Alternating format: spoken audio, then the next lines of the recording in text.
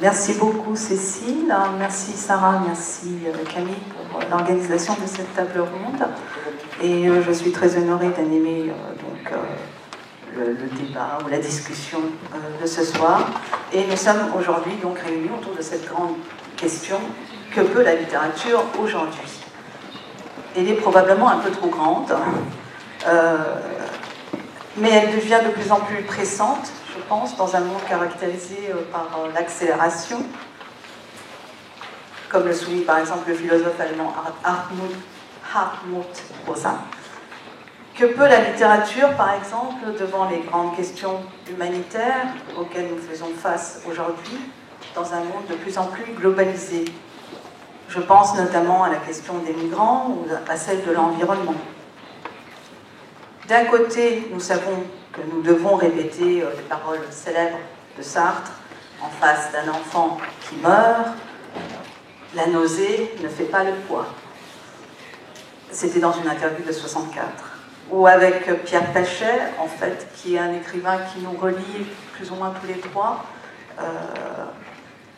qu'en principe, donc c'est une citation de Pierre Pachet, la littérature ne peut pas lutter contre les temps, la situation sociale, l'apartheid. Mais alors, que peut-elle, cette littérature?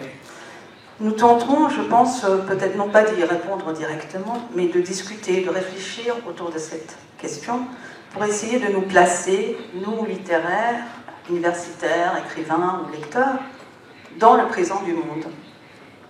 Et je pense que le but de l'exercice sera plutôt d'essayer de nous rendre conscients de notre situation dans la littérature et quelle place occupe la littérature dans ce monde, et essayer de nous sortir de nos partis pris sur la littérature. Mais en vous voyant si nombreux, je me dis que peut-être qu'elle peut encore pas mal de choses, la littérature, bien que la moyenne d'âge soit assez élevée. Et que peut la littérature aujourd'hui, dans l'aujourd'hui, je pense qu'on se tourne aussi vers la jeune génération. Et je pense que ce sera un thème que nous aborderons aussi pendant la soirée. Alors, je vais passer à la présentation des participants, des panélistes. Alors, Masatsugo Ono Masatsugu-san est un grand écrivain japonais que je pense qui n'a pas besoin d'être présenté, mais il est aussi professeur de littérature comparée à l'université Rikkyo, et il a vécu très longtemps en France, à Orléans, chez Claude Mouchard, qui est aussi très actif pour la cause des migrants. Il a fait une thèse de doctorat sur Marie Scondé, et donc il est vraiment sur deux cultures, la culture française et la culture japonaise. C'est pas seulement la culture française, je pense. Et il a reçu de nombreux prix pour ses romans. Il a commencé à publier en 1996 Mizu ni Omoreru Haka, La tombe ensevelie dans l'eau. En 2002, il a reçu un prix Mishima pour son... Alors ça, je ne sais pas comment on va traduire le titre. Nigiaka na wan ni seowareta fune. Que je vais faire une pause. Et pour les traducteurs, ça m'inquiète toujours. Le prix Noma 2012 pour Shishimotori Bana. J'ai traduit ça à La traversée des lions. Ah bon, pardon. Tu as été nommé, donc. Qui vient d'être traduit en anglais. Lion Cross Point. Ouais. Et il a reçu, il a raté le prix Noma, mais il a reçu le prix Akutagawa pour son Kyonenmai no Inori, prière d'il y a 9 ans. Il est aussi traducteur d'Édouard Glissant, de Naipaul, de Marine Ndiaye et de Martha Nussbaum, entre autres.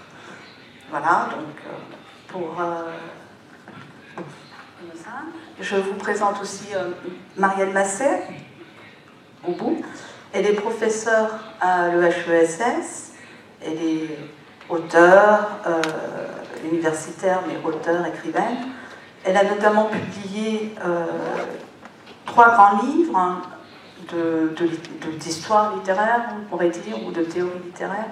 Le temps de l'essai, Histoire d'un genre en France au XXe siècle, Façon de lire, manière d'être, très joli titre. Et plus récemment, Style, en 2016, critique de nos formes de vie. Et donc, je vous fais voir comme... Ah oui, j'aurais dû vous faire voir. Alors ça, c'est... J'ai apporté 2 livres, je ne pouvais pas tout apporter. Les livres de Ono-san. Et donc ça, c'est Style de Style. J'ai beaucoup travaillé, j'ai plein de post-it. Et le dernier, c'est un petit livre qui a eu un très grand retentissement et qui s'intitule « Sidéré, considéré ». Le sous-titre est « Migrants en France 2017 » chez Verdi. Voilà. Et je présente maintenant Blandine Rinkel, qui est au milieu. Alors, elle est seule de la génération Y, ce soir, parmi nous. Et donc, c'est une slasher. Slash, on aligne beaucoup d'identités avec des slashs. Et donc, elle est écrivaine, journaliste, musicienne. Et d'ailleurs, j'ai pu assister à Tokyo la semaine dernière à un concert qu'elle a donné, parce qu'elle fait partie d'un groupe, d'un collectif qui s'appelle Catastrophe, justement. Et elle a donné un concert superbe. Et donc, c'est un autre aspect d'elle qu'on va découvrir ce soir.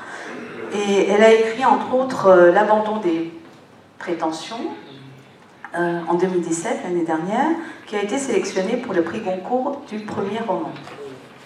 Et c'est un ouvrage autobiographique, on peut dire, oui, et dont la protagoniste est Janine, la mère de l'auteur, qui accueille des réfugiés, des gens de passage ou des immigrés chez elle.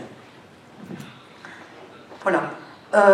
Elle a aussi publié chez Pauvert « La nuit est encore jeune », qui est un texte qu'elle interprète dans ses concerts.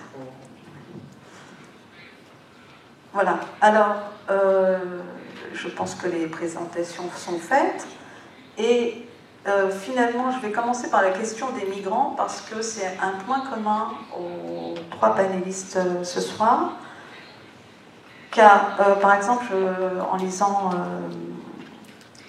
Masatsugu, il y a dans La traversée des lions, notamment, par exemple, Joël, un personnage secondaire, mais un haïtien, qui est travailleur immigré au Japon et qui aide le personnage principal qui est un enfant. Et bon, il y a toujours aussi, même à part cette figure particulière, il est beaucoup question de migration, je pense, dans tes romans, et qu'il s'agisse de migration à l'intérieur d'un pays ou de migration au Canada ou aux États-Unis. Et Blandine, pour Blandine, dans L'abandon des prétentions, donc, que j'ai présenté rapidement tout à l'heure, Janine, la mère de l'auteur, professeure d'anglais retraitée, vivant seule dans une grande maison près de Nantes, accueille toutes sortes de personnages chez elle, dont des migrants, des immigrés. Il y a même un sympathisant de Daesh qui la menace, et de jeunes vagabonds aussi. Et je pense qu'il y a là un portrait très réaliste, finalement, d'une France qui se métisse. Et évidemment, Marielle, tu as sorti l'année dernière ce petit livre intitulé « Sidéré, considéré » sur le problème des migrants et du nous, comment nous pouvons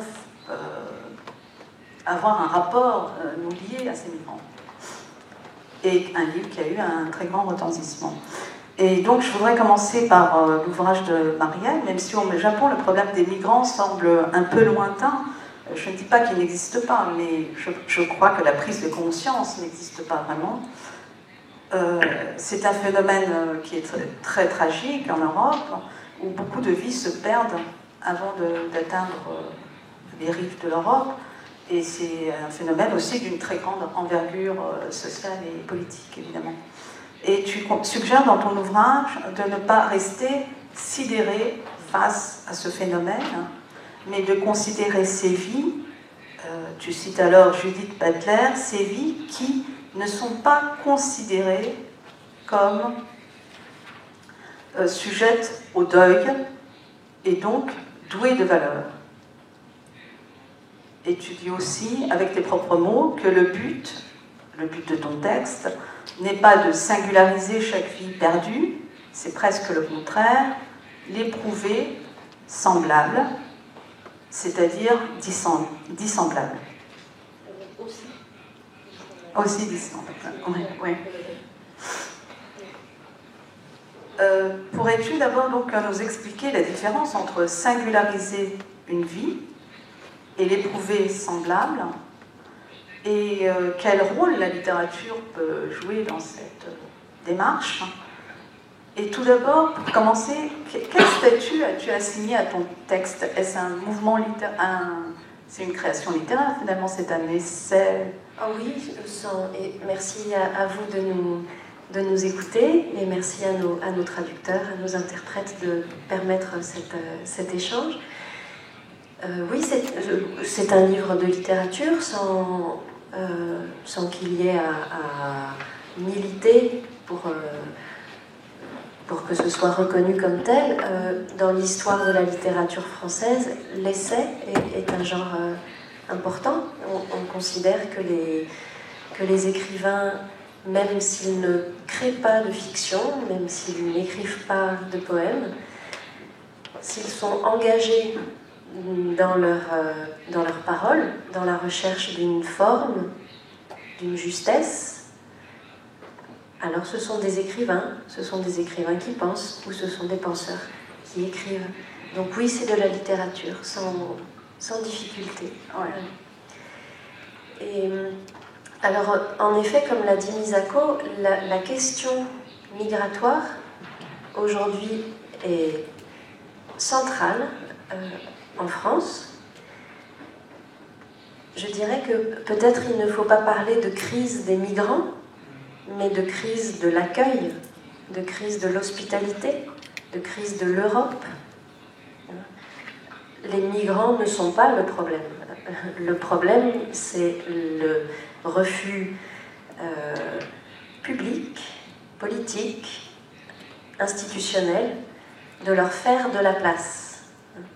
Il y a eu d'autres périodes dans l'histoire où on n'a pas pensé que c'était impossible d'accueillir des gens qui sont dans une situation de détresse immense.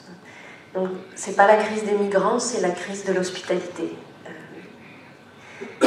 Et moi, donc, je suis spécialiste de littérature, j'enseigne la littérature, je réfléchis avec la littérature passée, pour essayer de parler du présent. Et j'ai été très impressionnée par la masse d'images très semblables, très répétitives, très stéréotypées, qui circulent dans les journaux, à la télévision, autour de cette réalité politique qui nous concerne tous en France. Toujours les mêmes images, toujours les mêmes paroles, toujours la même tonalité, dramatique, culpabilisante, pour ceux qui viennent. Et ces images, ce sont des images qui créent deux peuples, deux humanités totalement séparées l'une de l'autre. Nous, avec ce pronom qui nous réchauffe, qui nous fait du bien, auquel on veut appartenir, et eux, en face.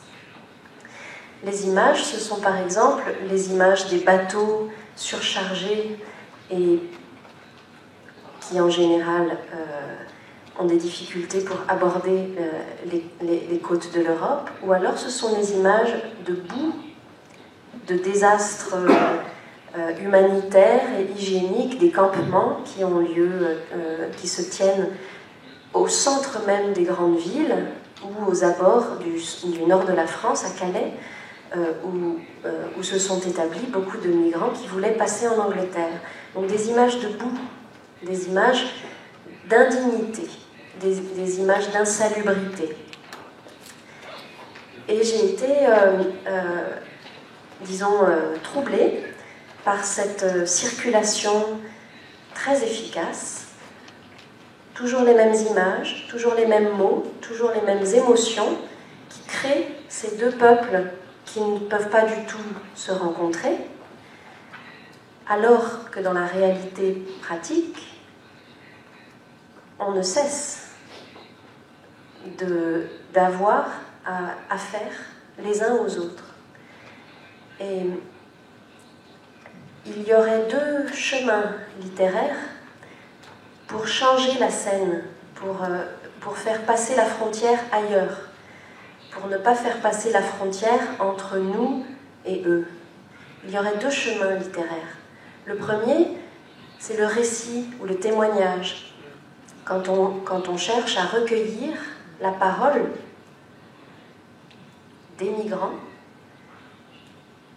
à entendre un récit singulier, une vie, une aventure, une traversée qui nous permet de nous rapprocher de cette réalité-là. Ça, c'est la voie du roman, la voie du récit.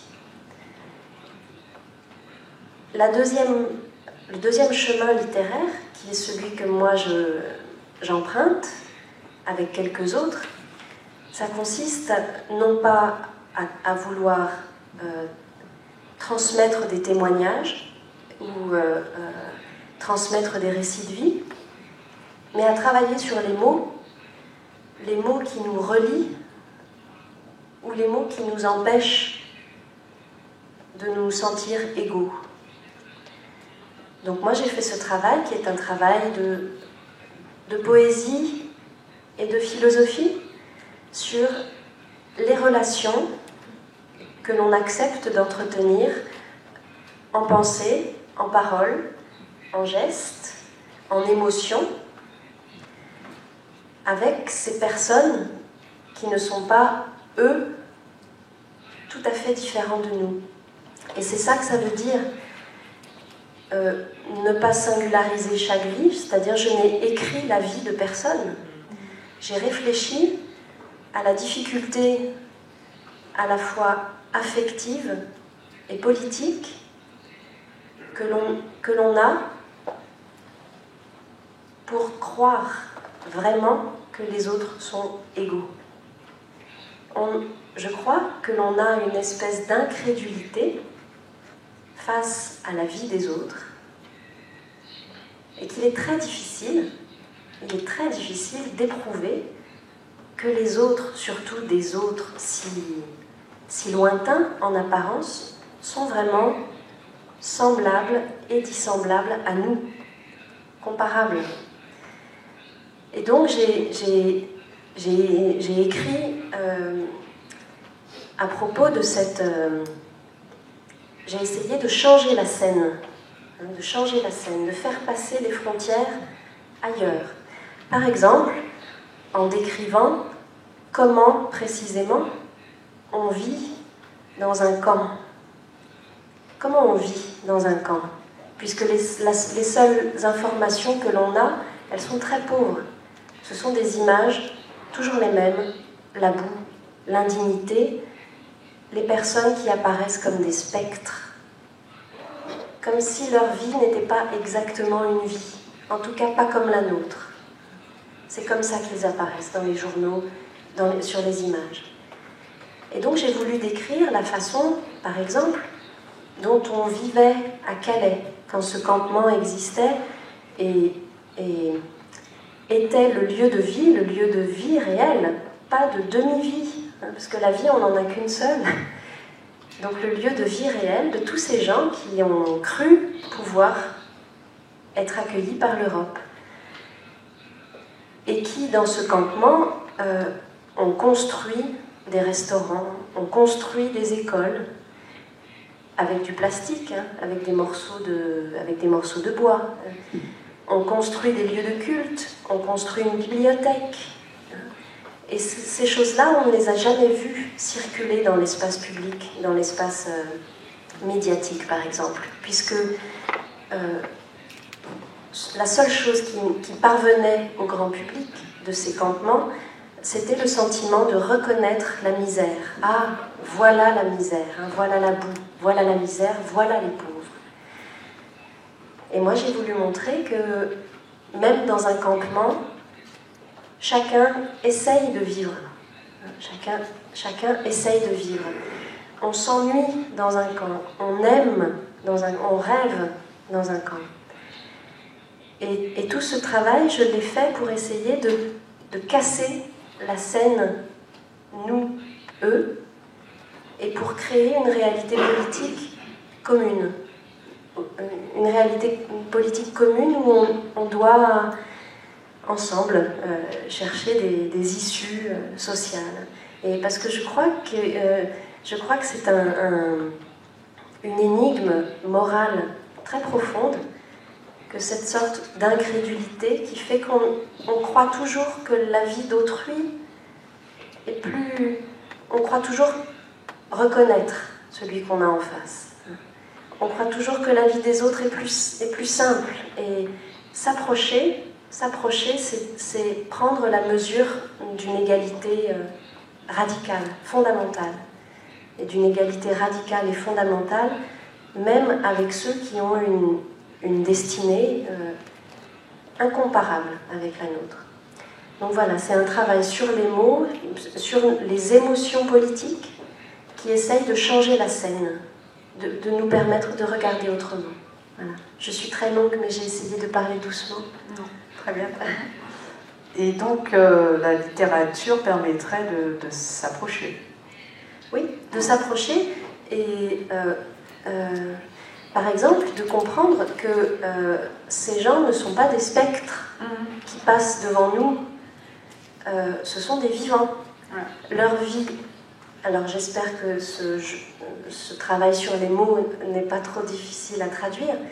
Leur vie est invivable, mais elle est vécue.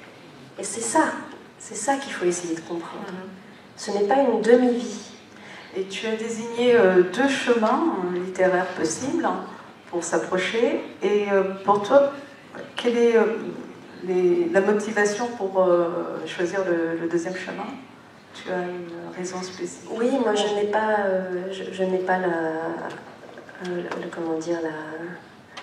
la fibre narrative. Tout mon travail universitaire porte sur la question des formes de vie. Quelque chose qui n'est pas personnel, qui sont nos façons de vivre, qui sont toujours collectives. Et toute ma réflexion en sciences sociales, elle porte sur les formes de vie. Parce que je suis convaincue que quelque chose d'impersonnel, nos gestes, nos rythmes de vie, nos façons de nous approcher les uns des autres, ces choses qui ne sont pas du tout individuelles, pourtant forment quelque chose comme la valeur, le sens politique de nos existences. Et donc c'est sur cette question des formes de vie que j'ai essayé de déplacer le problème de l'accueil ou le problème des migrants, en demandant comment vit-on, comment on vit. D'accord, merci beaucoup Marianne. Blandine, en fait tu as la fibre narrative, et donc tu as présenté. On peut dire que c'est un roman, L'abandon des prétentions.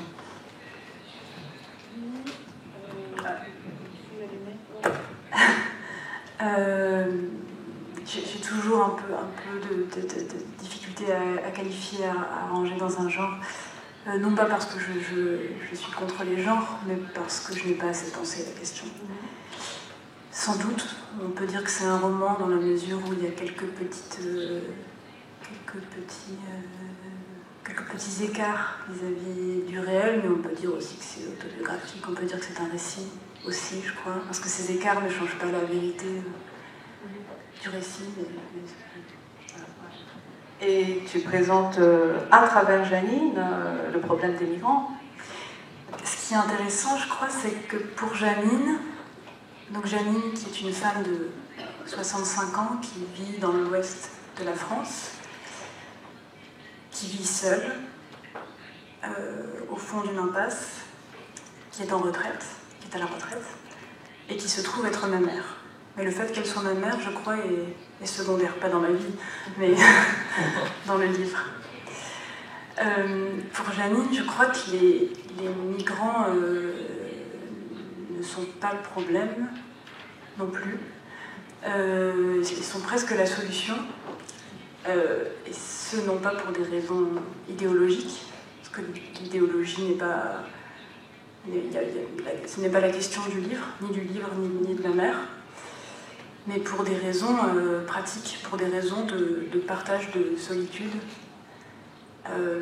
parce que c'est une femme seule qui s'ennuie, et quand on est seul et qu'on s'ennuie dans les villes actuelles, il y a peu de gens à qui parler, qui sont disponibles en fait à la discussion et au partage de l'ennui.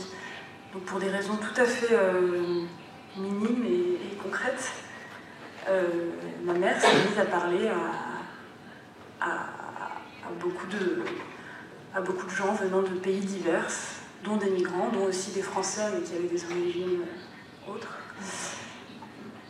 Pourquoi cette question de l'origine et des pays? Parce que Janine n'est pas française de souche, pardon, ça doit être très dur à traduire, et c'est pas une très bonne expression en plus, n'est pas française, n'est pas française depuis des générations et des générations, et surtout est bretonne, vient de la Bretagne, et la première langue qu'elle a apprise n'était pas le français, mais le breton. Donc ce qu'elle parlait à la maison, c'était le breton. Le français, elle l'a appris en allant à l'école. Donc pour elle, elle a toujours eu un mauvais français, selon elle, enfin dans sa tête, et toujours un petit complexe, moi-même je me à oublier le français. Toujours un petit complexe vis-à-vis de cette langue qui n'était pas tout à fait la sienne, tout en étant celle du pays où elle habitait. Et toujours une sorte de suspicion dans le regard qu'elle a sur elle-même, et sur sa propre manière de parler, et ce complexe, ou en tous les cas cet étonnement face à sa propre langue, elle le partage assez immédiatement avec des gens qui viennent d'autres pays. Et donc pour elle c'est beaucoup plus simple, beaucoup plus évident, je ne sais pas si c'est plus simple, mais plus évident, je parle vite, plus évident de parler avec des gens qui ont aussi une petite distance vis-à-vis du français et vis-à-vis de la France, que de parler avec des Français pour qui la France est une évidence. Et voilà, je ne sais pas trop quelle était la question. Mais finalement, donc, Janine, elle arrive à effacer, à déplacer les frontières entre nous et eux. C'est-à-dire que la question ne se pose même pas. Et la poser, c'est déjà faire dire autre chose, je crois, à ce que fait Janine. Et d'ailleurs, c'est drôle parce que l'accueil du livre, évidemment, on y a vu un livre où la question migratoire était centrale. Et ma mère a été un peu choquée par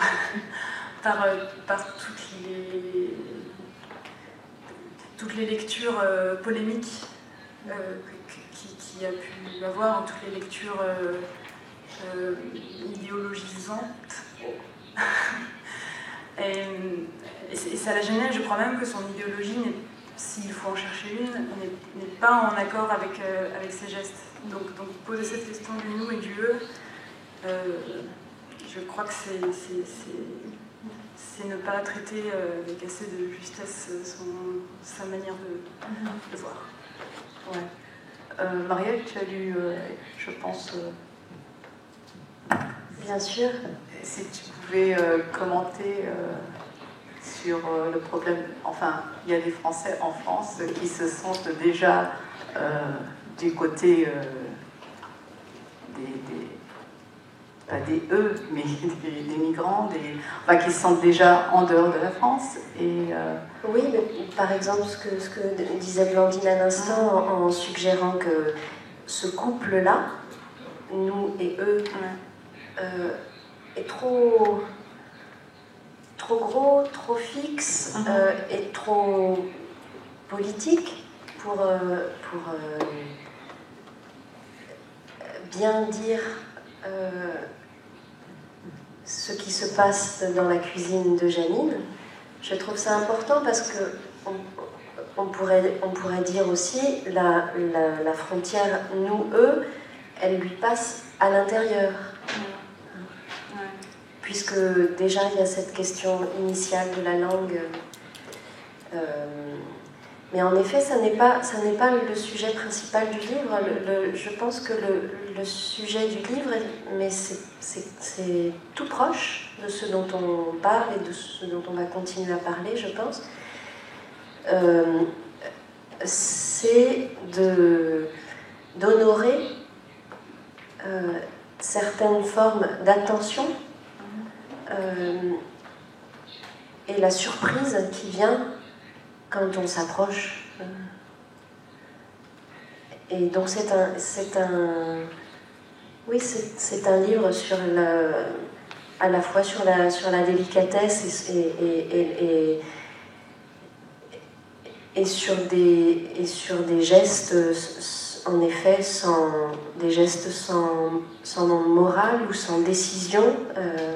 C'est bien de dire qu'elle n'est pas d'accord avec ses gestes. Barthes disait ça, il disait souvent mon corps n'a pas les mêmes idées que moi. Mon corps n'a pas les mêmes idées que moi. Ce que je dis, mon corps le conteste. Et je pense que c'est une réalité permanente, en fait. On fait exister dans l'espace commun beaucoup plus de choses que notre parole. Et donc je crois que c'est un livre qui parle de ça aussi. Oui, qui rend visible quelque chose d'invisible. Ono-san, vous avez donc... moi je pense que vous êtes très conscient du problème migratoire, puisque dans ce lointain Japon, vous faites apparaître, ce qui est quand même encore rare, je pense, dans la littérature japonaise, des figures de migrants. Est-ce que vous pouvez commenter? 皆さんこんばんは。僕は日本語で喋ってもフランス語で喋っても大したことは言いませんけど日本語で喋りますね。で先ほどのその移民の問題っていうのはヨーロッパではとても大きな問題でまだ日本ではねそれほどこう社会的な大きな関心にはなっていないわけですけど。でも昨今ね国会で新しいその外国自動車の受け入れ方っていうような法案が議論されたりもしてますので、しかも日本の場合はその移民ということをかたくなに使おうとしないっていうような状況もあり、しかもまた国としては難民というものを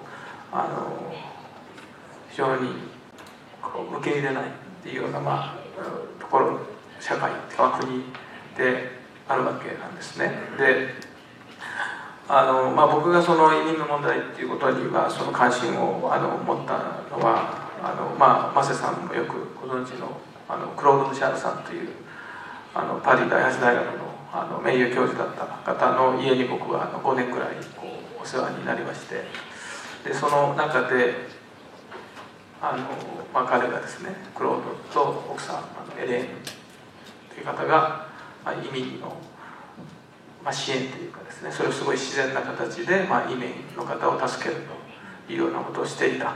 それでその日々の生活の中で移民や難民の方たちに出会って話を聞くという機会がありました。で、そういうことがあってですね、で今度振り返って日本のことを考えてみますと、僕が自分の小説は九州の大分県のすごい田舎の小さな漁師町を舞台にした作品を書くことが多いんですが、でそこにもですね実は外国人労働者の方は結構いるんですね。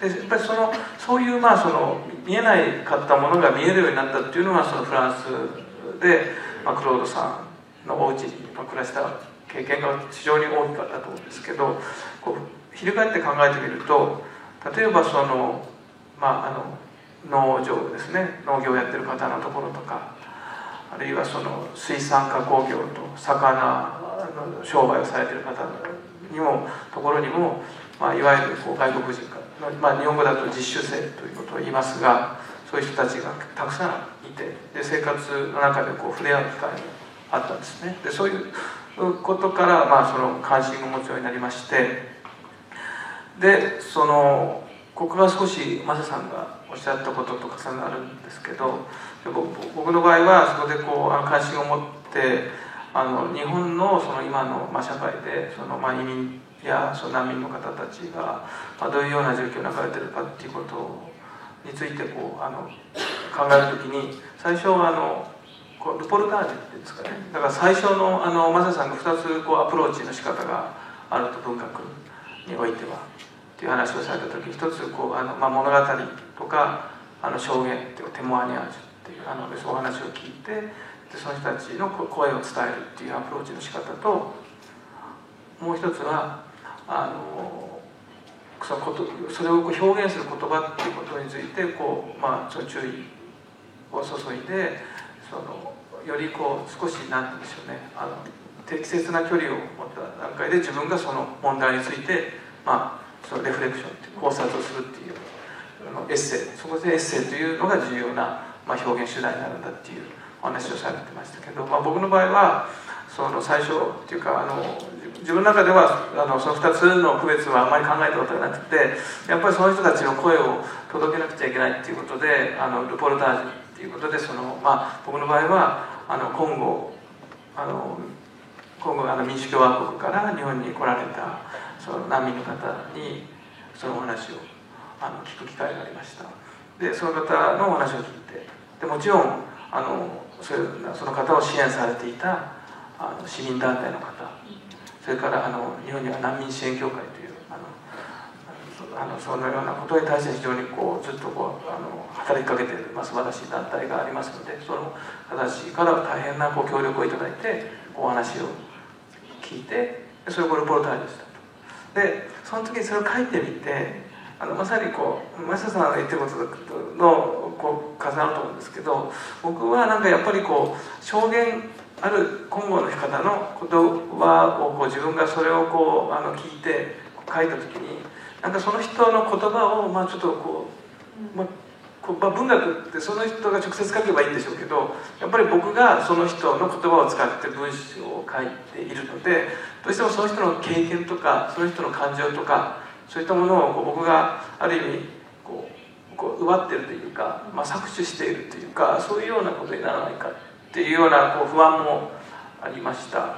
で実際にですね、今マスさんがおっしゃってたように、その大きなマスメディアの報道を考えた時に、おそらく一人一人のジャーナリストの方や、記者の方たちはそういう個々の難民の人たちのそのサンギュラリテっていうか、それぞれこうかけがえのない一つ一つの命、一つ一つの、その人生っていうものの断片を描き出そうとしているにもかかわらず、やっぱりこうテレビとかですね、ネットとか大きなマスメディアで報じられる時に、それがこう要するに私たちと彼らとウみたいなこう2つしかない。しかもそれが非常にこう全く不透明な人たちを幽霊スペクトルっておっしゃってましたけど、そういうような割とこう実体のないようなものとしてしか映らない。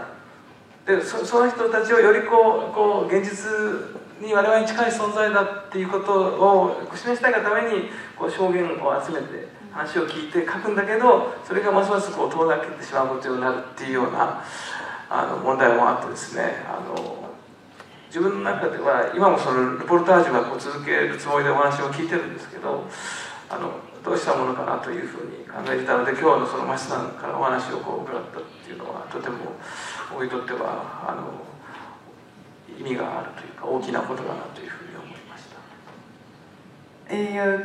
Donc si tu mets en scène ce migrant, ce travailleur migrant dans un roman, comme tu le fais, est-ce que ça permet d'effacer ça te permet d'effacer les frontières sans avoir à te poser des questions sur l'imposture que ce serait de témoigner à la place de...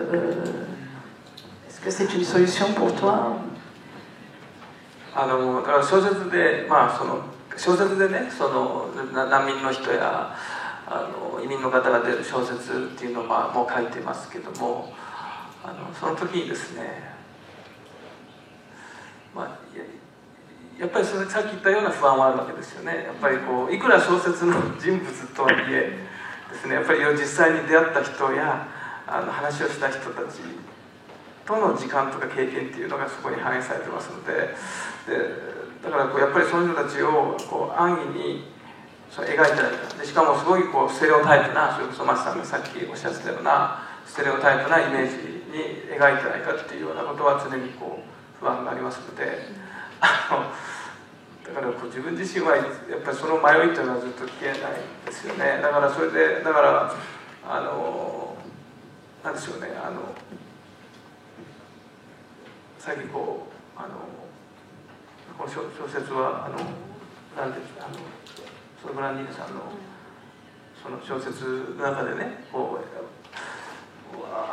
あまりそういう深くっていうか、やっぱり自然に多分反応されてね、こういう問題について自分なんか湧き上がるようにしてそのブランディーヌさんは書かれたと思うんで、やっぱりそういうようなある出来事とか問題っていうものに出会った時のこれを非常に自然に反応すると、それがやっぱりある彼らと私たちのその距離を消してしまうと、より近づくことができるっていうような書き方をされてると思うんですけど、そういうような書き方ができたらいいなと個人的には思います。D'accord. Oui, alors c'est à partir de cette question de migrants, je pense que l'une des forces de la littérature, c'est d'éprouver semblable, comme disait Marielle, hein, éprouver qu'un autre est semblable à soi, et en même temps comprendre qu'il est dissemblable. Hein. Et cette compréhension-là est souvent aidée, je pense, par la littérature. Et on parle souvent d'empathie en France, c'est peut-être un mot un peu problématique. Mais quelle est la force de la littérature dans ce domaine-là? Est-ce que, par exemple, on parlait justement des vidéos d'enfants en détresse en Syrie, Marielle faisait allusion justement à ces images continuellement distribuées, toujours les mêmes, et qui ne font que solliciter finalement cette frontière qui ne font que creuser plus profondément la frontière entre nous et eux. Est-ce que je voudrais citer deux auteurs avant pour lancer un peu plus les participants dans cette fois-là. C'est tout d'abord une citation de Pierre Pachet qui parle dans son livre Devant ma mère, de vieilles personnes qui vivent dans un centre hospitalier et qui ont souvent perdu la mémoire, qui ont perdu pratiquement la conscience d'être soi. Et il est là et il entend des monologues déchirants dans la salle de repas, je pense. Et il constate, je cite, « En entendant cela, des paroles délirantes, en entendant cela, j'oscille entre compassion affolée et indifférence. Un état étrange auquel on commence très jeune à s'habituer, parce qu'il est comme la loi du monde, sans qu'on ait de mots pour le décrire. » Donc, et je cite en même temps un autre texte de Simone Veil sur la compassion. Donc c'est la citation. La compassion est seulement plus virtuelle pour les choses lointaines et étrangères, plus réelle, plus charnelle, plus chargée de sang, de larmes et d'énergie, efficace pour les choses proches.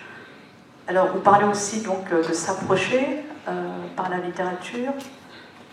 Est-ce que je commencerai encore une fois peut-être par Marielle, qui à la fin de son livre Style insiste sur les documentaires qui permettent au réel de comparaître, ou qui se réfèrent systématiquement à la poésie pour imaginer ce que peut vouloir dire un nous aujourd'hui. Alors, quelle est la différence pour toi entre... parce que quand on dit, je pense la littérature amène les gens à s'approcher des autres de façon très commune à travers le roman.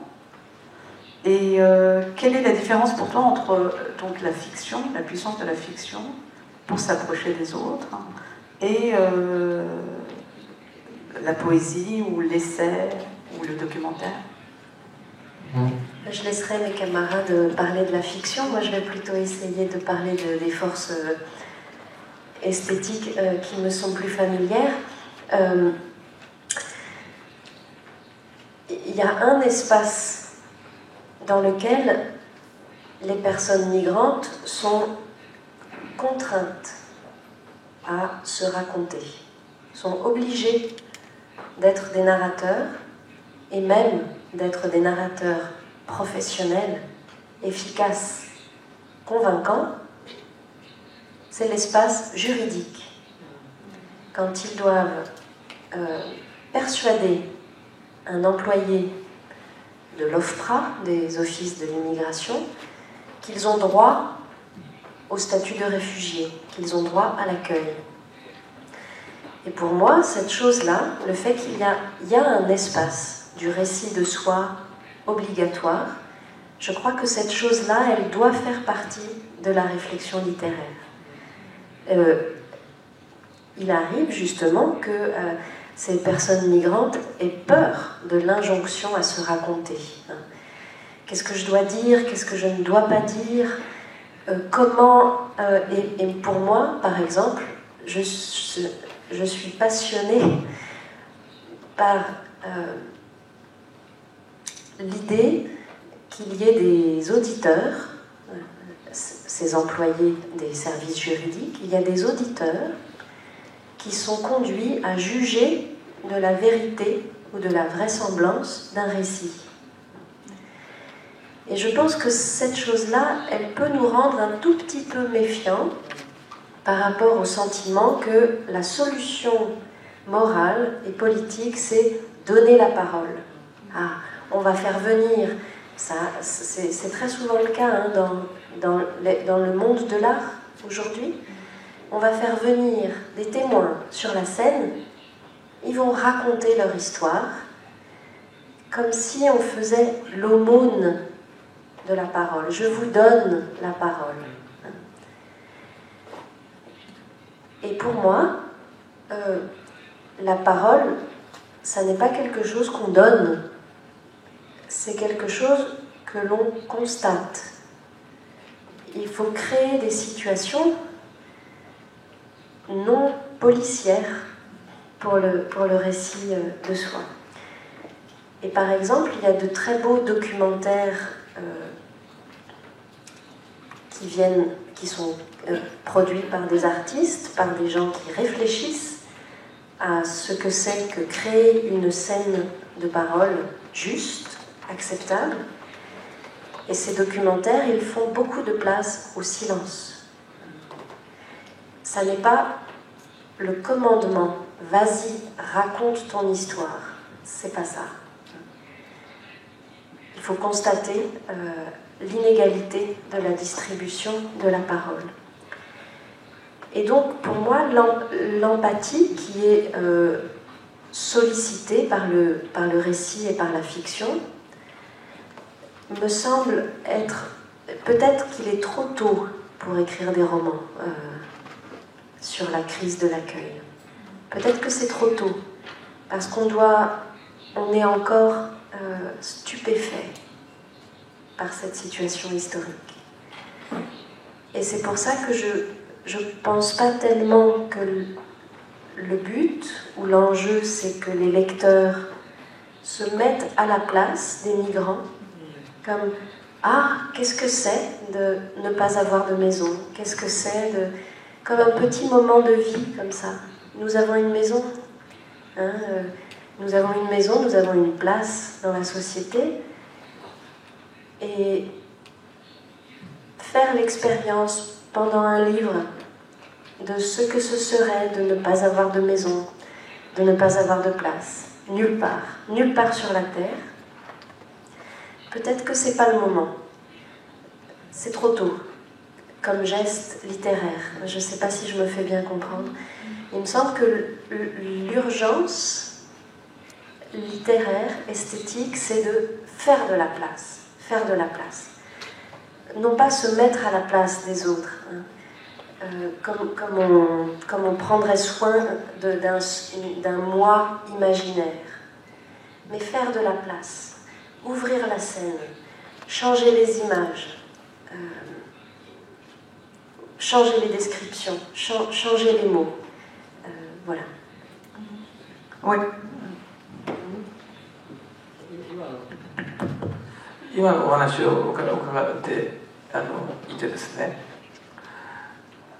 こうまさにそういう関わるようなことを最近経験したので、ちょうど今月の初めにですね、イギリスのなんか文学フェスティバルに行ってきたんですね。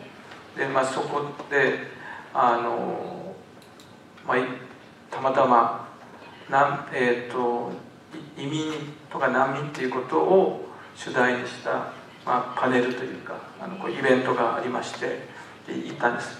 そこで話をしていた人が要するに自分はエチオピアからの難民の出自の人なんですね。でエチオピアで小さい時にお父さんを殺されて、で家族でお母さんとおばあちゃんとか兄弟たちと一緒に、スーダンの難民キャンプに逃れたと。でそれで、そこで、思春期を過ごして、ずっとだから小さい時から思春期まで、難民キャンプで生活をしたと。でそれでなんか運よく、そういう書類が通ってイギリスに、受け入れてもらえることができて、イギリスで教育を受けて、そこから英語を勉強して、小説を書くようになった。だからまさに、自身が難民である方が、小説を書いて自分たちの経験を語ると。だから先ほどマセさんは、まだちょっと文学でフィクションというものがね、この問題について語るのは早すぎるかもしれないという話をされてて、僕もそうかなってちょっと個人的には全く思ってて、でそうするとやっぱり今はそういう経験をされた方たちがその声を、しかもなんていうかな、無理やりその法的なジュリディックな場所で話をしなさいっていうふうに無理やり言葉を引き出されるんじゃなくて、自ら文学的なそれは小説の形でその方が書いてるんですね。自分の体験に基づいて小説で小説の形で自分から書きたいからこの経験について書くっていうことで、それを小さなイギリスの出版社から出しててですね、でそれで今ね無理やり語らせて言葉を無理やり与えさせられるっていうことじゃなくて、そういうやり方じゃない形で経験を語るっていうような話があって、そこで、素晴らしいドキュメンタリーっていうのは人たちの言葉をたくさん集めるよりは、その難民や移民の方たちの沈黙っていうものを、撮ってるというか描いてるっていう話をされたと思うんですけど、まさにその作家の方の小説のタイトルが「沈黙が私の母語だ」っていう。だから、The Silence is my mother tongue っていうですよね。だからシナンセラマテフネールっていうそういう小説を書いてるので、なんか今お話を伺ってて、ちょっとイギリスで聞いた話を思い出した。はい、すいません。Merci Blandine, en tant qu'écrivaine, tu as...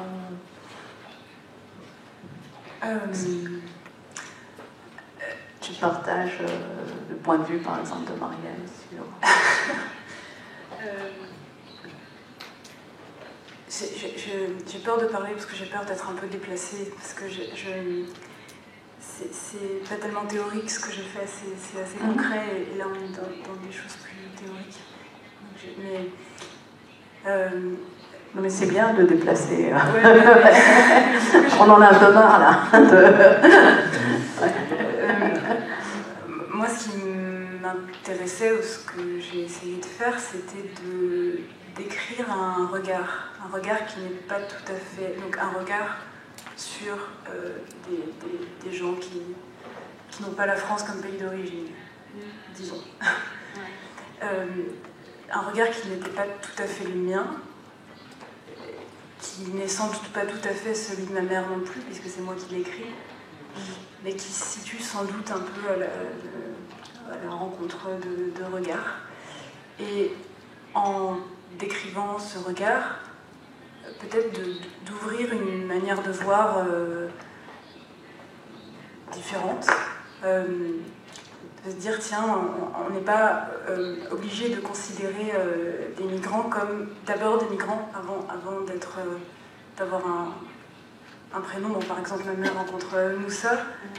Je suis même pas sûre que dans sa tête, Moussa pourrait avoir comme synonyme le migrant ou un migrant. Je crois que c'est Moussa.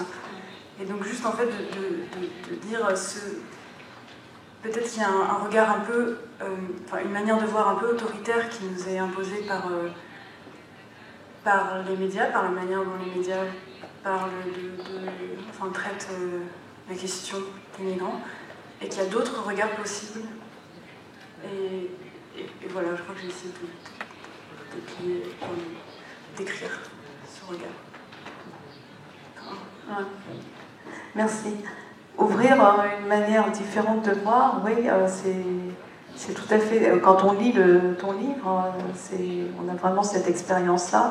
Et je pense que la littérature sert beaucoup à changer de regard, finalement, d'aller voir ailleurs que dans le regard principal imposé par la majorité ou la société ou la politique. Et je me dis juste qu'il faut peut-être compléter de voir l'autre, mais aussi de se voir soi. Et là, peut-être que ça rejoint un peu la question de comment on se définit. Est-ce qu'on est capable de faire le récit de soi juste parce qu'on nous propose ou parce qu'on nous impose de le faire? Est-ce que c'est possible pour tous? Est-ce que pour certains, le silence est la langue première? Et pour ma mère, et je pense que c'est pour ma mère le personnage principal du livre, faire le récit de soi est absolument inenvisageable. Oui, ou en tous les cas, jusqu'à maintenant, était inenvisagé. Et je crois que ça, c'est aussi quelque chose qu'elle peut partager avec les gens qu'elle rencontre un peu hasardeusement dans la rue. C'est-à-dire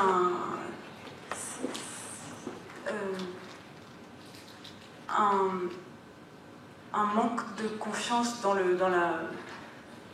dans sa propre parole, qui fait qu'elle ne peut pas du tout s'en saisir pour... Et c'est même pas qu'elle ne peut pas, c'est qu'elle ne pense même pas à le faire, en fait, à se mettre au cœur d'une histoire. Et ce que j'ai essayé de raconter, c'est l'histoire d'une femme qui n'est faite que des histoires des autres, des histoires qu'elle recueille. C'est Svetlana Alexievitch qui avait cette expression très belle, une femme oreille, c'est-à-dire une femme qui se définit avant tout par son oreille, et non pas par sa bouche, non pas par ce qu'elle dit, mais par ce qu'elle entend. Et peut-être que c'est quelque chose comme ça, faire de la place, c'est peut-être ça aussi, se dire on peut aussi être une oreille, être un récipient, non. Voilà, on ne se définit pas que par ce qu'on dit, on peut aussi se voir ou se définir ou s'entendre par ce qu'on entend. Oui. Mais dans ce cas-là, est-ce que la littérature permet ça, mais en même temps, quand tu dis que, par exemple, ta mère n'avait pas ou n'a pas l'idée de faire un récit de soi, de donner d'elle-même un récit de soi, le récit de soi, la littérature du récit de soi, est-ce que ça serait une prétention ?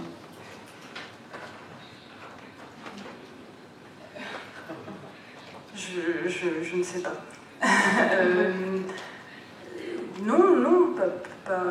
pas nécessairement. On peut se raconter. On peut se raconter sans se mettre au centre du récit qu'on fait. Enfin, c'est surtout que tout n'est pas récit, et je crois que ma mère ne considère pas sa vie comme une histoire. Mais plutôt, mais là je vais reprendre des éléments de langage de Marianne, mais plutôt je pense qu'elle a une manière d'habiter le monde, mais qui n'est pas forcément une histoire. Ouais, une manière. Oui, je peux essayer de... Oui, c'est très beau, là, cette idée d'une femme oreille, et de se définir par des modes d'être, plus que par le fait d'être le seul sujet d'une seule histoire. C'est quelque chose aussi qui permet de calmer le problème de la littérature. Parce que la littérature n'est pas vertueuse par essence. Être comme ça, c'est quelque chose qui se pratique dans la vie de tous les jours, dans la façon qu'on a de se parler les uns aux autres, et ça n'est pas une vertu de la littérature. Et moi, j'aime bien quand les qualités d'une démarche esthétique ne sont pas, comment dire, le saut vers un autre univers, l'art, mais sont plutôt comme des équipements de langage, d'affect, de manière de faire, de gestes, qui sont immédiatement intégrables à d'autres espaces de l'expérience. Et le livre de Blandine Rinkel, c'est le portrait d'une femme à l'écoute par une femme à l'écoute. La beauté de son livre, elle est dans l'attention et son geste, c'est comme une continuation par quelqu'un d'autre avec des reliefs différents d'une qualité d'attention qui est l'objet aussi du livre. Et cette continuité, disons ce caractère non séparé de l'effort littéraire, je trouve que c'est très précieux. Il n'y a pas les écrivains, les lecteurs, l'écrivain vertueux, attentif. Il y a des écrivains très très inattentifs. Il y a des écrivains qui ne parlent de rien quand ils parlent, même s'ils ont un objet, même s'ils ont un récit. Et puis il y a des gens qui dans l'existence ont des finesses d'égard, de regard, de parole, qui sont tout à fait comparables à un effort de description, à un effort d'attention. Et ça, je trouve que c'est précieux. Oui, tu peux dire. Un texte de Kenneth White, assez articulé, qui me semble être assez directement en lien, où il écrit que s'il est écrivain, et il précise aussitôt, c'est une citation de la société dans laquelle je vis, le mot écrivain, ce qui l'intéresse dans le fait d'être écrivain, c'est de rejoindre un certain espace. Et il dit que, contrairement à ce qu'on pourrait croire, ce n'est pas quand on lui présente un autre écrivain qu'il se sent, en bonne compagnie ou qu'il se sent à l'aise, mais c'est quand il décèle d'autres gens qui ont rejoint ce certain espace. Et ce certain espace peut être habité par le boulanger qui va aller voir le matin, ou un contrôleur de train, ou voilà, sa voisine qui va dans la rue, et il parle de ce malentendu qu'il y a avec la société, où on a l'impression que tous les écrivains auraient quelque chose à se dire parce qu'ils écrivent. Ouais. Tandis que ce qui se joue, c'est de chercher... alors lui parle d'espace, mais parce qu'il s'est beaucoup intéressé à l'espace et à la poésie que les espaces dégageaient ou permettaient. Mais ça peut être une manière aussi, une certaine manière, et c'est pour ça qu'il écrit, c'est parce que c'est la solution pour lui la plus évidente ou la plus simple, tout simplement. C'est là où il a le plus de technique, là pour rejoindre cet espace-là. Mais pour d'autres, ça sera faire du pain. Oui, merci. Je pense que on arrive petit à petit à la question de la littérature avec un grand L et la littérature comme vous le concevez ici, et son rapport avec le monde, le quotidien, la vie de chacun. Et pour moi, personnellement, la question que peut faire la littérature aujourd'hui, c'est mon fils. C'est mon fils de 15 ans qui n'aime pas lire. Et pour lui, bon, la littérature, bof, bref. C'est aussi une pause, je sais. Mais quand je le vois au quotidien, c'est vrai qu'il est tout le temps sollicité sur les SMS, il n'a pas le temps de s'ennuyer. Et donc, le livre, la littérature, avec un grand L, hein, c'est un effort d'un instant, peut-être juste pour prendre le livre et l'ouvrir, mais qu'il a vraiment du mal à intégrer dans sa vie quotidienne. Et est-ce que vous avez une solution pour mon fils, et d'ailleurs pour mes étudiants aussi? Mais j'ai pas de solution, mais j'ai des ennemis, j'ai des gens à accuser. Ils ne sont pas présents dans la salle. Moi, j'ai failli être détournée de la littérature par les études littéraires. Et je pense que la question centrale, peut-être ce n'est pas le prestige de la littérature, c'est la façon dont elle est transmise et enseignée. Alors je ne connais pas du tout les conditions de commentaires, d'enseignement, de transmission de la littérature au Japon, mais je sais qu'en France, on peut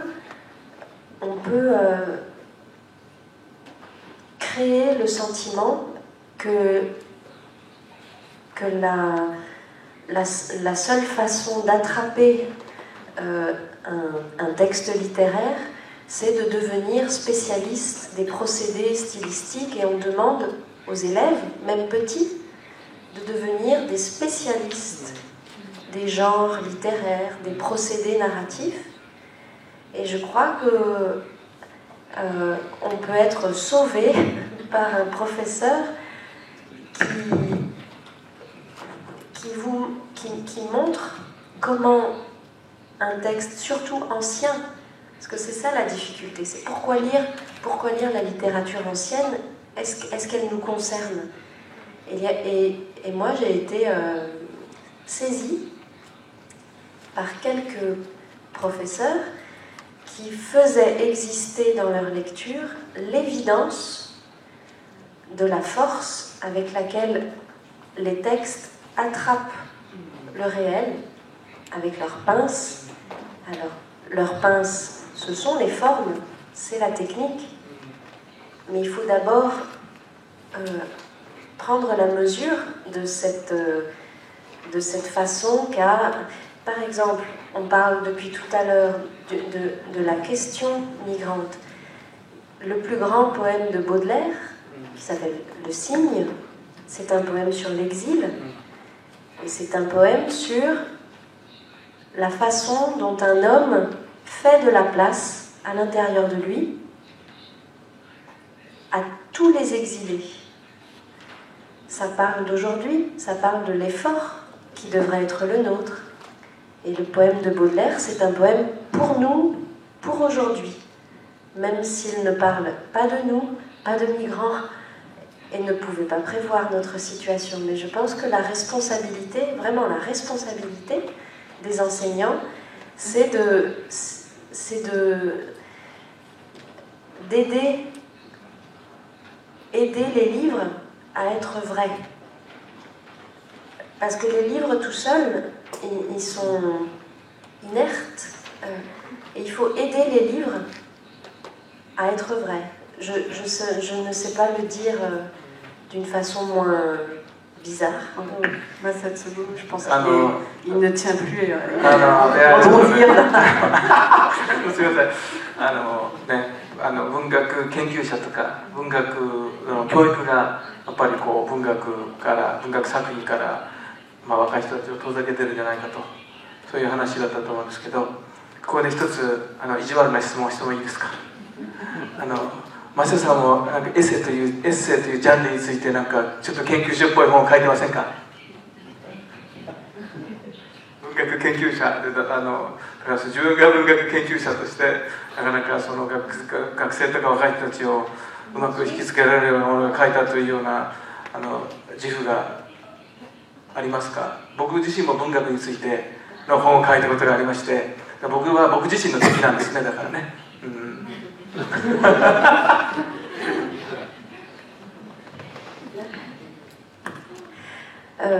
Oui, j'ai écrit plusieurs livres,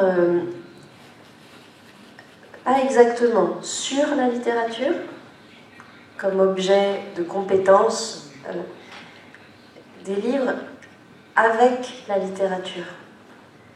Je mets à part le livre sur l'essai, parce que c'était ma thèse, donc c'était ma preuve d'entrée dans l'espace de la compétence académique. Mais ça m'a convaincue d'une chose, l'essai, c'est que la littérature veut parler du monde commun. Parce que les essayistes, c'est ça qu'ils font. Et les livres que j'ai écrits après, alors, c'est comme si je faisais l'éloge de moi-même, hein, donc je vous demande pardon. Mais les livres que j'ai écrits après, ils essayent de parler du monde commun avec la littérature. Et j'essaye de faire ça dans l'enseignement. Alors ça donne des séminaires un peu fervents, habités, parce que je parle vraiment des choses en vérité. Et je ne sais pas du tout si c'est la solution. En tout cas, pour moi, c'est comme ça que la littérature existe, comme un membre supplémentaire pour exister dans le monde, et pas comme un espace séparé. D'accord, et Blandine, qui est d'une autre génération, peut-être un autre... et qui était élève de Marianne Massé, surtout. Donc j'aimerais apporter une petite histoire qui finira de vous convaincre de cette obligation d'être fervent. C'est que il y a quelques années, j'avais présenté un projet de mémoire qui était, je ne me souviens même plus du titre, c'est pas le mémoire que j'ai fait au final, mais j'avais présenté un projet de mémoire à Marielle, je ne sais même pas si elle se souvient, un premier projet de mémoire. Et j'avais travaillé un peu dessus, mais j'avais un peu menti. C'était quelque chose qui m'intéressait, mais les lectures qu'il fallait faire pour être précise quant à ce projet-là ne m'intéressaient pas, parce que c'était des lectures strictement théoriques. Il n'y avait plus de romans, de poésie en jeu. Et c'était... et donc c'était pas des lectures qui m'intéressaient vraiment. Et on avait eu un rendez-vous, et je me souviens avoir commencé à en parler, et donc à en parler un peu faussement, mais moi je pense que je faisais quand même illusion. En tous les cas, je le faisais auprès des autres professeurs avec qui j'avais travaillé jusque-là. Et Marianne m'avait arrêtée en me disant, mais je crois que c'est pas tout à fait ce que vous aimez, ou ce que vous aimez lire. Je crois que vous êtes un peu déplacé, qu'il faut trouver vraiment ce qui va vous intéresser, vous captiver, vous faire... Et donc j'avais changé du tout au tout pour un mémoire qui vraiment m'intéressait. Et c'est pas rien, voilà. Oui. Et sur le livre sur le livre, moi, je crois que qu'on confond livre et texte, c'est pas tout à fait la même chose. Le livre, c'est l'objet, le texte, c'est ce qui est écrit. Et que le livre est très intimidant, peut-être surtout en France, je sais pas exactement comment c'est au Japon, mais le livre en France a quand même un statut inhibant. Le livre, c'est la Pléiade, c'est le livre de Gallimard avec la couverture toute pâle, aucune image. Donc pour aller vers un livre, il faut quand même le vouloir, quoi. Il faut quand même être vraiment certain de ce qu'on va trouver à l'intérieur. Et je crois que cet objet-là, et le fait que les textes restent dans les livres, fait du mal à l'intérêt qu'on pourrait, et que beaucoup de gens, et je pense que beaucoup de gens pourraient avoir pour les textes. Et ça, moi, je l'ai vérifié assez concrètement, parce que je fais beaucoup de concerts et de choses sur scène, et en concert, je parle, je dis souvent des textes, souvent des choses qui sont en fait vraiment écrites, même très écrites. Moi, je dis vraiment par cœur, quoi, sans changer une virgule. Mais je le dis, je ne lis pas, c'est-à-dire que je n'ai pas un livre dans la main.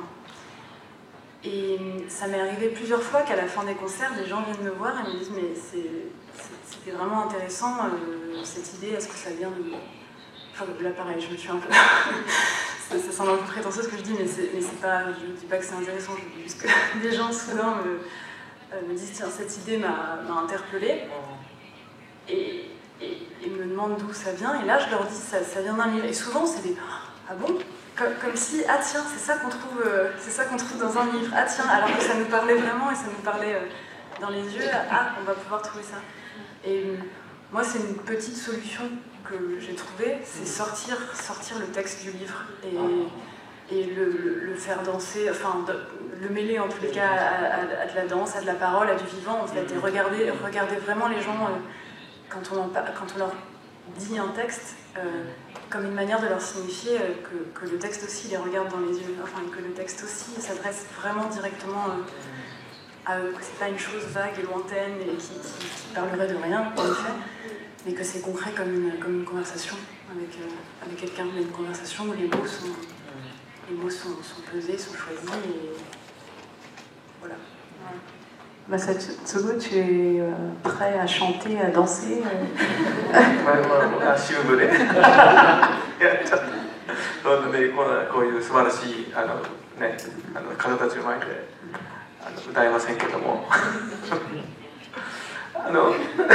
Mais tu ressens une distance de tes lecteurs envers le livre, ou tu n'as pas ce problème? でもやっぱりそのブランディングさんがおっしゃってたことでなるほどなと思ったのは、僕も大学で授業などを教えてますが、やっぱり僕がその作品について話している時よりは朗読するんですよね。使っている一緒に学生たちに読ませたいテクストを朗読して、その言葉に直接学生たちに聞いてもらうというか、触れてもらうっていった時の方が明らかに目が輝くというか、っていう引きつけられるっていうのがあるので、やっぱりその書かれた言葉をどういうふうにして、生き生きとさせるかというね、踊らせるかというようなことっていうのはもう少し考えてもいいのかなと今お話を伺っていて思いました。Oui, parce que je pense que la littérature peut des choses si elle ne reste pas dans son carcan. On est tous complices, je crois, quand même, d'une certaine... je ne saurais pas la nommer. D'une rigueur impliquée par le fait de parler de littérature. Enfin, je vois que moi-même, je suis un peu binaire. Enfin, j'ai deux vies, quoi. Très clairement. Et je vois très bien que c'est bête, hein, mais par exemple, je ne m'habille pas du tout de la même manière quand je vais sur scène pour faire de la musique que quand je vais sur... Enfin là, là j'ai pas fait un effort très, très solennel, mais quand même, je sens que pour les photos que je fais pour la musique, je vais plutôt réfléchir à quelque chose de pop, d'évident, voilà, quelque chose qui va tout de suite parler... et les photos qu'on va faire pour ce qui est la promotion autour de la littérature, ce sera des photos voilà, solennelles qui mettent une distance, qui déjà disent une distance alors on pourrait dire parce que ce n'est pas l'écrit, enfin c'est le texte qui parle, c'est pas l'écrivain, tandis que sur scène c'est directement le chanteur ou une position un peu différente.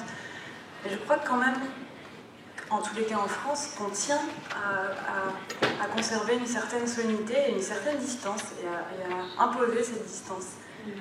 Et tant qu'on ne réfléchira pas trop là-dessus, je crois qu'en effet, en tous les cas les jeunes, moi, on se tiendra aussi à distance de ce qui nous met à distance.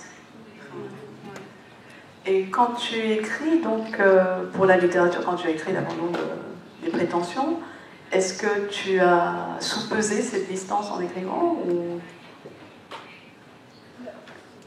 C'est-à-dire intérioriser cette distance et tu as fait un effort de... Tu sens que c'est différent de ce que tu écrirais pour une scène ou... Oui, c'est intéressant. Sans doute, mais davantage parce que le temps de l'attention, enfin, je parie sur un temps d'attention un peu supérieur quand on lit que quand on écoute. Donc les phrases sont un peu plus longues et dotées d'un peu plus de virgules, mais pas tellement pour imposer une distance, mais plus parce que je crois vraiment que l'attention n'est pas la même. Oui, donc il y a une question de temporalité aussi. Il y a un temps spécifique à la littérature qui n'est peut-être pas en accord ou en symbiose avec l'accélération du temps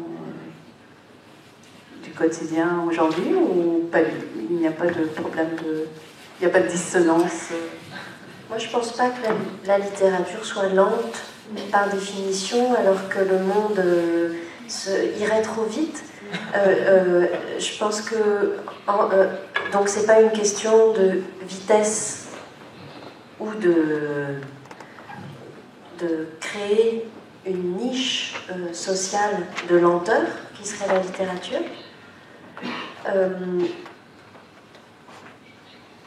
Et je sais plus ce que je voulais dire. Oui, je pense que c'est plutôt l'effort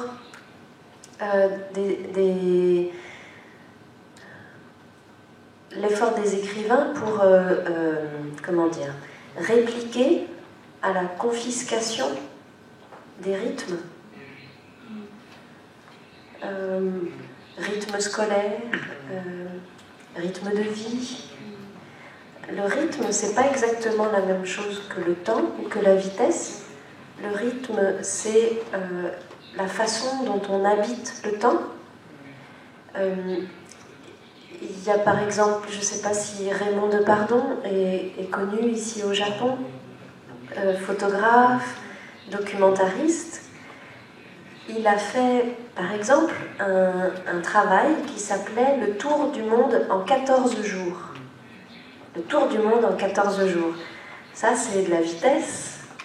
Et pourtant, on voyait que cet homme il est toujours là, dans cette œuvre, était capable d'un regard intéressant, même s'il restait 3 heures dans un aéroport, et pas pour dire « Oh, l'aéroport, quel espace passionnant de diversité », non, pour dire qu'il arrivait à se mettre en état de voyage et de surprise, même dans un temps très très rapide.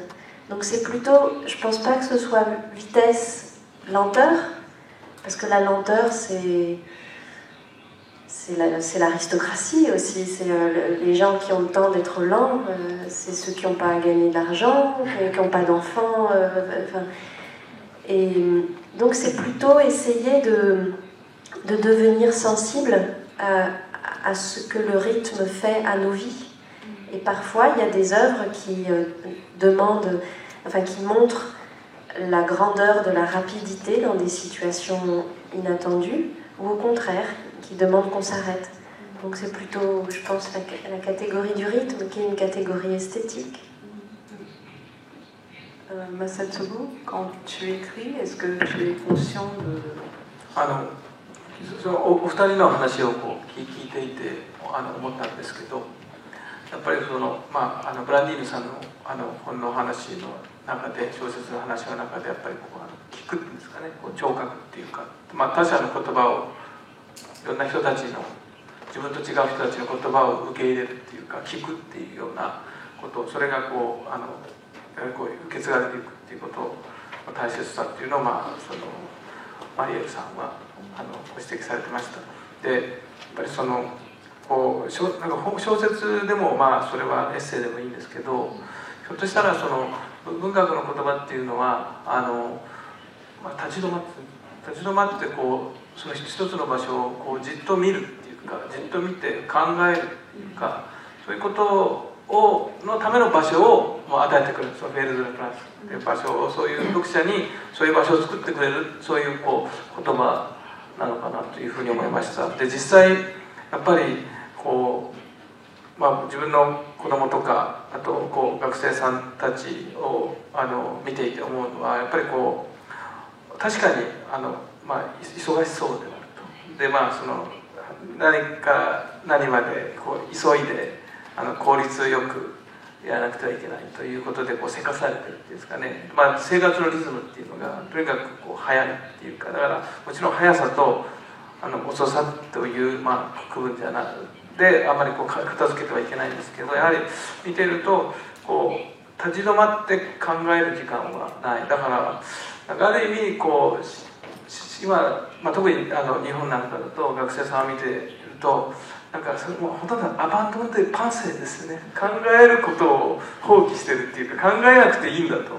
なんか考えるっていうことはやっぱりこうある種ゆっくりとしたリズムっていうか時間が必要だと思うんですけど、そういう考えなくていいと、もうパッと入ってきてこう分かった気がするものが分かったと思えばそれでいいっていうようなところにこうような雰囲気っていうのがさすがに大学で教えてると感じますので、もう少しなんか本を読むとか、その本っていうのがなかなかこう敷居が高いものだと、なかなかこう向かい合いにくいものだっていうことはあると思うんですけど、だけどやっぱりその言葉に触れるということでその考えるための、あるいはこうちょっと立ち止まって違ういつもの自分とは違うこうリズムをこう見出すためのその場所にその言葉、本って書かれたものがこうなればいいんだろうかなというふうに思いました。Oui, merci. Est-ce que vous avez des choses à ajouter, ou on peut peut-être ouvrir la discussion à la salle? Je suis sûre qu'il y a des gens qui ont des problèmes avec leurs enfants ou des gens qui ont des problèmes en enseignant aux étudiants. 僕ね、でも今日その話を伺って思ったんですけど、ほら割と貴族はねゆったりとしてると。貴族はお金もあるし、子供もいないし、僕はお金もないし子供も多いからこんなせかせかしてるんだってことが今日分かりました。Mais tu as quand même le temps d'écrire des romans. Si je peux juste... moi la différence je la ferais aussi moins entre le temps long et le temps court qu'entre la responsabilisation de soi ou de son... et l'abandon, parce que parmi mes amis, en tous les cas, je vois des gens qui sont... J'ai 27 ans, donc des gens qui sont jeunes, et il y a parfois des plages de temps très longues qui sont par exemple passées à ne rien faire en terrasse, par exemple. Mais quand je dis à ne rien faire, c'est vraiment à ne rien faire. À vraiment... boire un café, puis un autre, puis à ne rien faire, et à s'ennuyer. L'ennui est quand même là, alors peut-être que je suis entourée d'aristocrates, mais ça arrive quand même, il y a des moments d'ennui. Je crois que même dans une vie urgente, et enfin, à moins d'avoir vraiment une névrose, mais je crois qu'on le trouve l'ennui.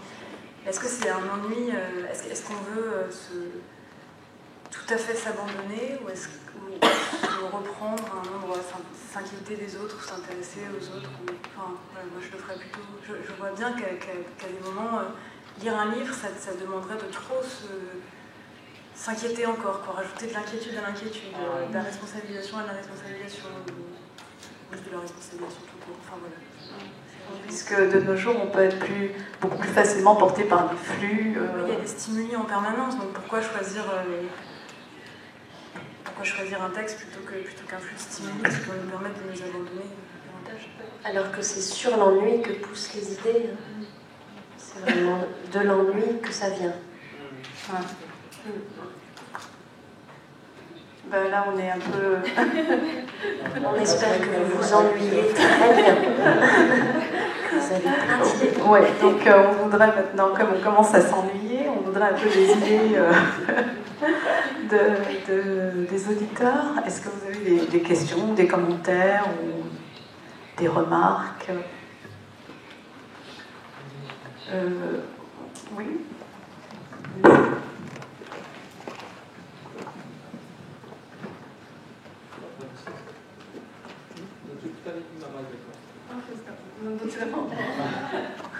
D'accord, merci. Moi j'aurais une question, ce serait plus sur le pan des écrivains de fiction. Dans la question que peut la littérature aujourd'hui, il y a aussi l'univers de l'édition, etc. Et j'aimerais savoir à quel point l'édition en fait, a son mot à dire dans la création littéraire d'un écrivain. Et est-ce que la littérature aujourd'hui peut plus sans l'édition? Est-ce qu'elle n'est pas quelque part entravée par ces politiques qu'il y a d'édition, etc. C'est la question que j'aimerais poser aujourd'hui. Oui, l'édition qui érige la littérature en livre. Hein. Ouais, c'est ça. Cette seconde livre. Dans mon expérience, en tous les cas, l'édition est très concrètement de se faire éditer et donc d'avoir une édition.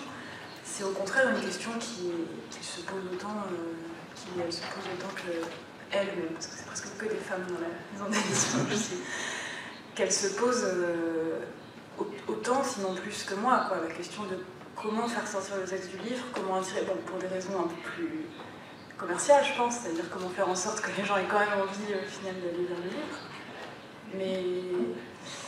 Mais c'est en effet pas le cas de toutes les maisons d'édition. Je ne sais pas si je réponds tout à fait à la question, mais moi, par exemple, chez Fayard, donc là où je me suis candidée, on se pose beaucoup la question de l'efficacité visuelle de l'objet, de comment ne pas mettre à distance, comment ne pas faire un livre Gallimard. Donc Gallimard, c'est des livres... c'est ça. J'ai par ailleurs, moi, choisi de faire exactement ça tout en ayant le choix. Donc je suis complètement coupable et j'ai sans doute un complexe quelque part. Mais en tous les cas, la question se pose et je crois qu'il y a beaucoup de maisons d'édition qui cessent de faire des couvertures aussi austères. Après, je sais pas tout à fait ce que j'en pense moi. Je sais juste que la question se pose et très activement. Même la question des rencontres, des lectures, des concerts, elle est vraiment au cœur. Merci. 多分お気づきになってると思うんですけど、フランスの本に比べると日本の本はとても、よくできてると怒られるけど、はっきり言ってフランス、僕らからするとフランスの本は猛暑ですよね。ちょっとなんか全然ね、デザインとかそういうのに工夫がないんじゃないのみたいな、手抜いてんじゃないの、いつも同じみたいなね、これとか言っちゃってごめんね。それでやっぱり日本の場合はやっぱりオブジェとしての本っていうものに対するやっぱり愛っていうものがまだあると思うんですね。それは僕自分の学生を見ててもやっぱり本で買うっていう本の形で買うっていうそれでやっぱりその造本が美しいからデザインがいいからあと若い学生がねジャケ買いしましたって表紙を見ても買いましたっていうぐらい。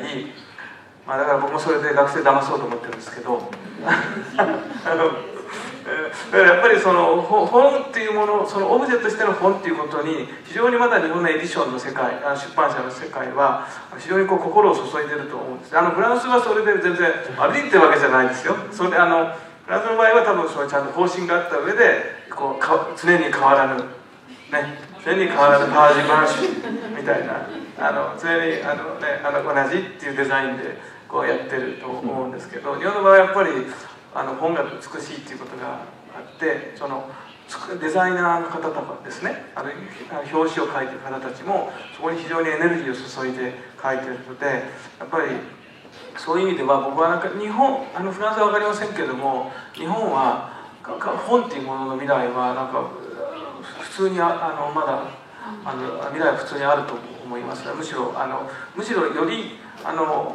本っていうものにこうなんていうんですか、マニアックな愛を注ぐ人たちも増えているような、若い人たちの中にですね、そういう印象もあります。だから僕は本当は歌えるんだけど歌わなくていいです。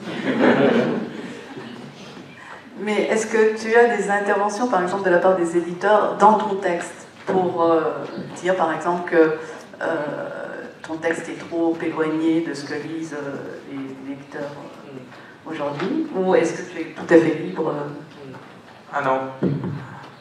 日本の場合はやっぱりそこで編集者の方がちゃんと読んだものに対して非常にこう的確なコメントをくれるので、それに対して答えるというのが一般的な形だと思います。だからそれを昔なんかヨーロッパの、フランスの方じゃないんですけど、そういう話をしたら、書いたものは私が書いたものはそれで作品だから、それにいろいろ言われて、ここを書き直せとかここを削れとか言われたら、私は断る。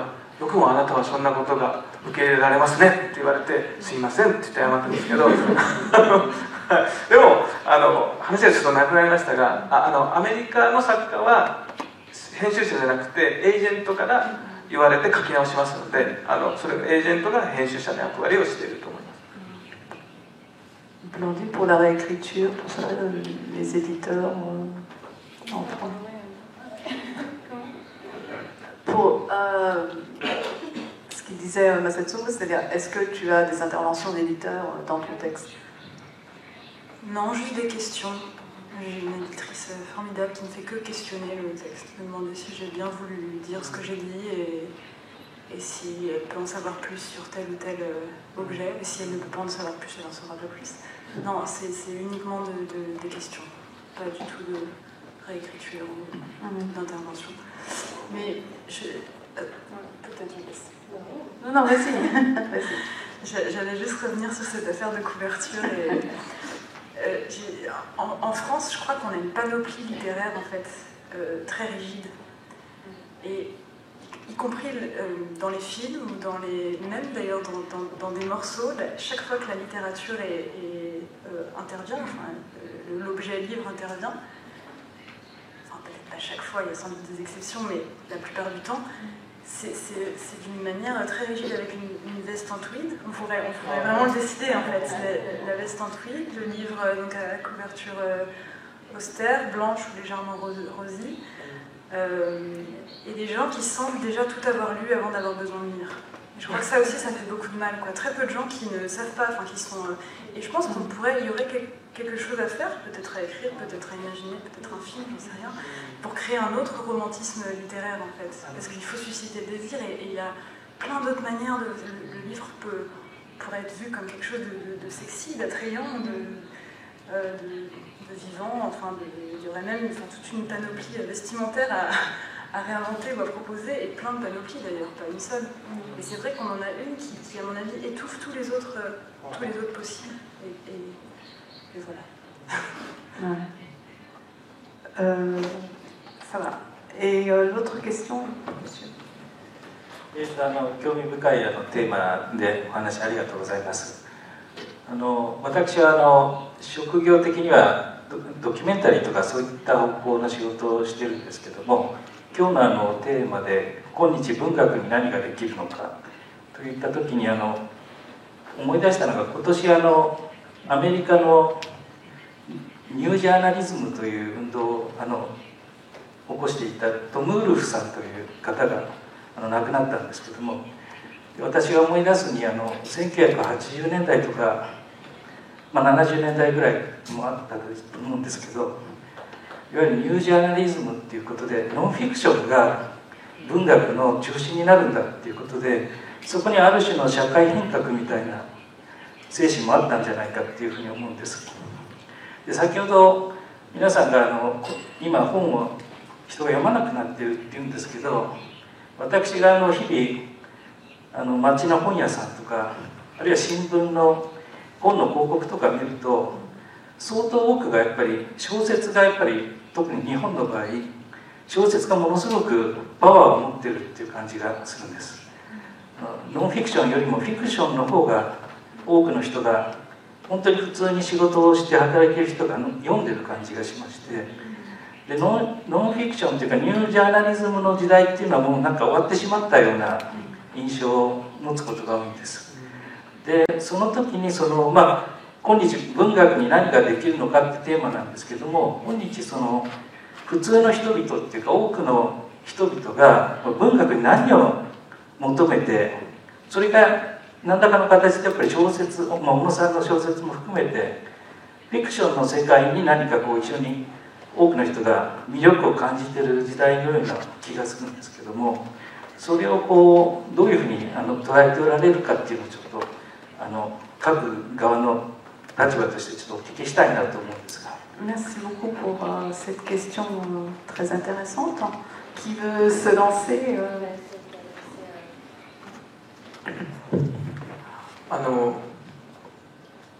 僕もちょっと質問の連鎖になっちゃうけど、日本だとおっしゃる通りでノンフィクションよりはフィクションの方がたくさん出版されて読まれてる印象がありますよね。でこの間もねノンフィクションの書き手の人たちにとって、重要な場所だった、新潮45っていう雑誌が廃刊になったりとかして、ノンフィクションを書かれてる方たちのやっぱり場所っていうのが少なくなってて、おっしゃると読まれなくなってるっていうのは僕も少し危機感を感じます。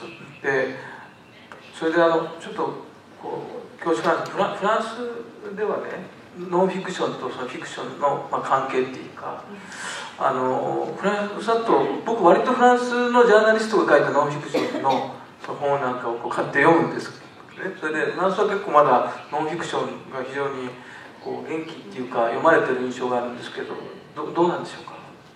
フランスのフィクションとノンフィクションの現状をどのように見ておられますか。Je dégaine. J'ai l'impression que y a peut-être deux choses contradictoires. Pour le public, littérature, en gros, ça veut dire roman en France. Littérature, ça veut dire roman. Mais beaucoup d'écrivains essentiels et toute une part de la littérature qui vit et qui entre en contact avec d'autres efforts, d'autres arts, d'autres espaces, sont au contraire dominés par le documentaire. Emmanuel Carrère, je sais qu'il n'est pas traduit au japonais. Pardon. Ce sont surtout ces romans qui sont traduits. Ah oui, ouais. Est devenu un écrivain de non-fiction, mais à vrai dire, la frontière ou le critère n'est plus tellement fiction, non-fiction. On parle beaucoup d'une littérature du réel, d'un effort avec tous les moyens possibles, et parfois le moyen c'est le roman, pour être présent à la situation commune. Mais je pense que il me semble que en France aujourd'hui le genre dominant, non pas dominant, mais dont l'ampleur s'impose, même si la fiction reste dominante, c'est le documentaire, en cinéma, en photographie et en littérature. Et en littérature, c'est intéressant parce que le documentaire, c'est pas la même chose que le témoignage. C'est un autre rapport à la réalité. Et moi, j'aime bien ces exemples où je me répète, mais où la littérature est la voisine d'autre chose que la littérature. Où l'interlocuteur d'un écrivain n'est pas un autre écrivain, mais un photographe, un constructeur de cabane, un militant politique, enfin, où les solidarités changent un peu. On n'a pas tellement ça encore au Japon, peut-être. Oui, Blandine, si tu veux ajouter quelque chose. Oui, sur la question de la non-fiction. Moi, ce que je regrette, et je ne sais pas comment c'est au Japon, donc ça m'intéresserait de le savoir, c'est l'absence en France de revues de non-fiction comme on en a dans les pays anglo-saxons, qui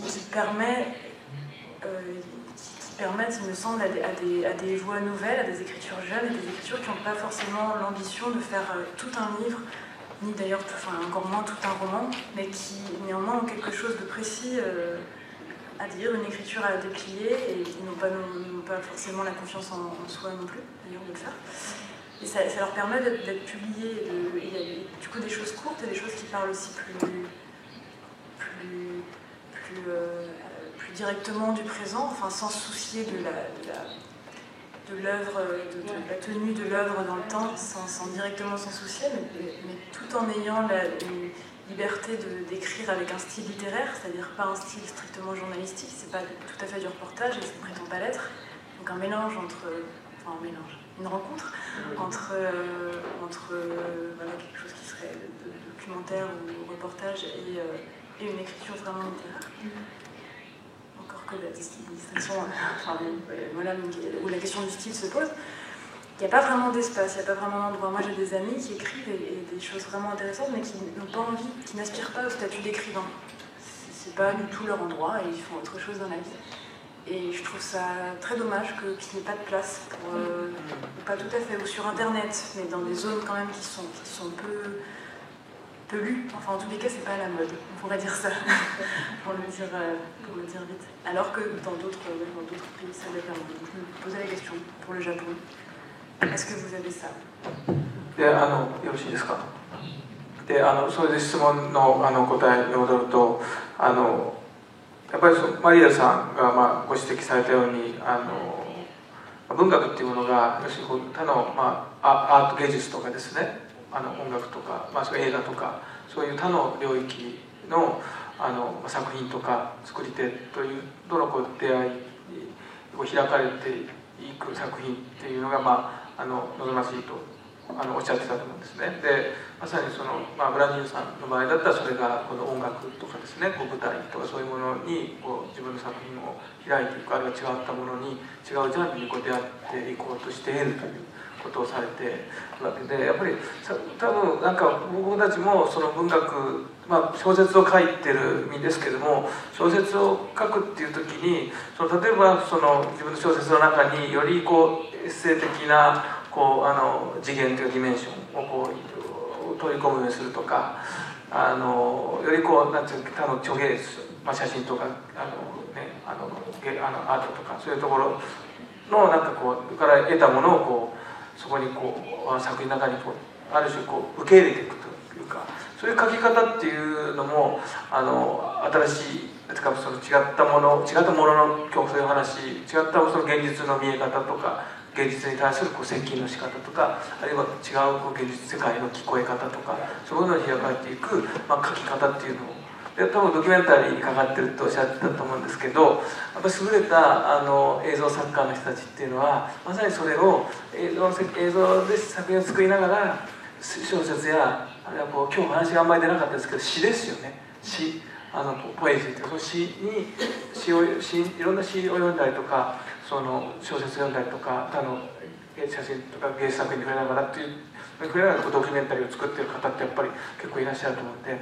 ぱりおそらく多分文学に何ができるかっていう時に多分その文学っていうのを今まで僕たちが知っているような言葉だけでできた小説とか既成のジャンルっていうものにとらわれなくて開いていくっていうことが大切なのかなっていうふうに思いました。ありがとう。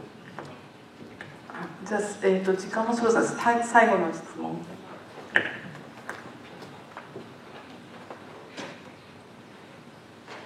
興味深いお話をありがとうございました。でブランディーヌ・リンケルさんに、質問というかリクエストなんですけれども、本とテキストの違いということについて語られました。それがすごく興味深かったです。つまり本というオブジェによってなかなかテキストにいけない。しかし舞台でそのテキストを本から取り出して、ダンスなどを生きたものと混ぜて定義すると、みんな驚いて感動してくれると、そういうことを、経験したというふうにおっしゃいました。それで、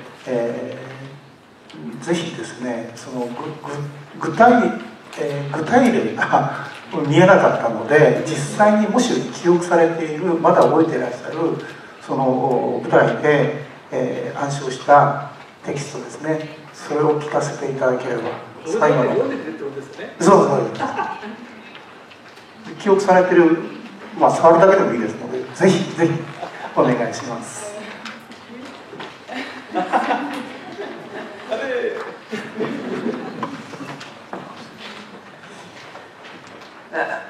On est toujours un peu ridicule quand on parle comme ça devant des gens dont on n'est pas sûr qu'ils comprennent la langue. Je crois que de manière générale, on est toujours un peu bête quand on ose. Et souvent, le matin, devant le miroir, on s'est répété ces mots. Rends ça ridicule. Rends ça ridicule. Manière de dire, au fond, rends ça minuscule. Moque-toi de ton visage. Moque-toi des regards. Moque-toi. Mais moque-toi sans mépris. Oublie le dédain. Le dédain. Moque-toi même de la moquerie. Moque-toi de ton envie de te moquer de toi-même. Va jusqu'au bout du dérisoire pour rester sans crainte face à ce qui arrive. Laisse ça être. De Leonard Bernstein, on disait que la peur n'était pas dans son vocabulaire. Et bien c'est comme ça qu'on voudrait vivre. Sans peur. Voilà. Une page de